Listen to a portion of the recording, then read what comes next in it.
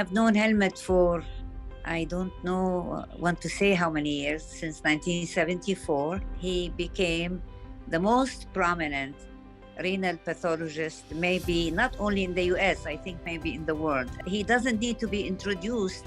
So without much to do, I would let Helmut take it from here. Well, at the beginning, I had an experimental lab where we did experimental work in animals. And you mentioned our interest at the beginning was on glomerular permeability. What was holding back the proteins at the level of the glomerular filter?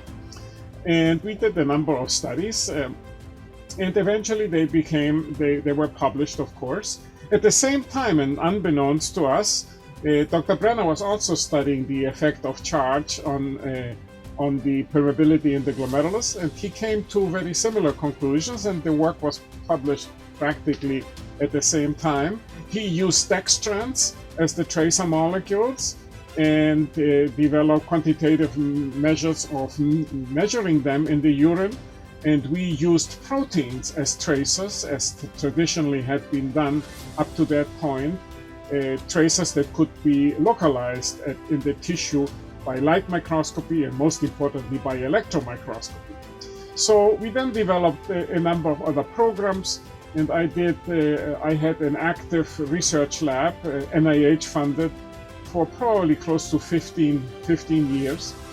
Eventually it became pretty difficult to renew our NIH grants because pathology wasn't very well represented in the study sections, and not surprisingly, other specialties and subspecialties became more dominant. And therefore, I decided to no longer renew my grants for experimental work. At the same time, all this time, these 15 years, I had been doing also the clinical work on kidney biopsies, and of course gaining experience with that, and always with the help of Dr. Cotran, who was a very experienced renal pathologist, but also very much interested in endothelial biology. So he also had an active lab at the time in endothelial biology. So we were complementing each other. And many of the studies that we did on the glomerulus, we also did in collaboration with some people in Dr. Cotran's lab on endothelium and microvasculature elsewhere in the eye and in the skin. And that was eventually also published. So at the same time that I did all the experimental work, I was also doing the clinical work in terms of renal pathology. And so eventually I took over, and Dr. Cotran agreed that I didn't need to have a research lab any longer. And I did then full-time clinical work in renal pathology, as well as teaching in the medical school and teaching our residents. So this is how it evolved. That's a big credit to you. Really, I've always thought that we were very lucky to have you, and we miss you at the clinical conferences elsewhere. Do you have anything else you want to tell us about? One thing that is my pet project these days is to get away from the classification of diseases by symptoms and rather go to the pathophysiology. And classic examples of that is what clinically we often hear patients suffering from hypertensive nephrosclerosis.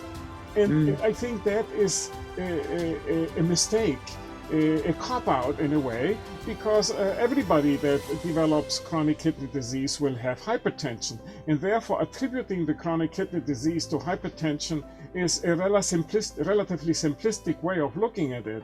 And rather, we should be looking at the cause. And since many of these patients, in my experience, have a chronic thrombotic angiopathy, I felt that it is much more relevant to call these diseases by the mechanism that leads to the scarring of the kidney rather than by the symptom that it is associated with. Another classic example of how we used to define diseases by the clinical symptoms is atypical HUS and TTP.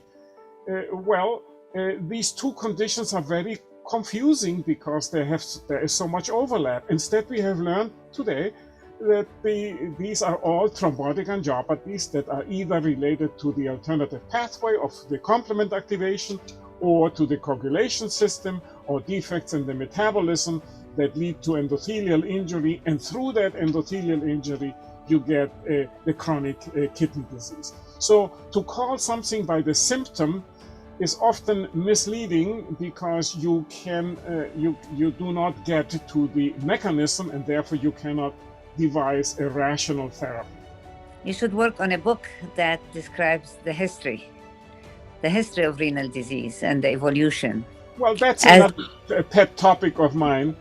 As it relates to pathology. Nobody reads any longer that much. I think the impact that we have on the people, that is the relevant thing. The people that we, of course, our immediate family, our children. Hopefully, we can influence them. Even that, I'm doubtful these days. But then the next one is, of course, our fellows and our colleagues, the younger colleagues that are in training with us. And the best we can hope is to influence them and be remembered the same way we remember our mentors. For example, there isn't a day that goes by that I don't remember Dr. Cochrane in one way or another.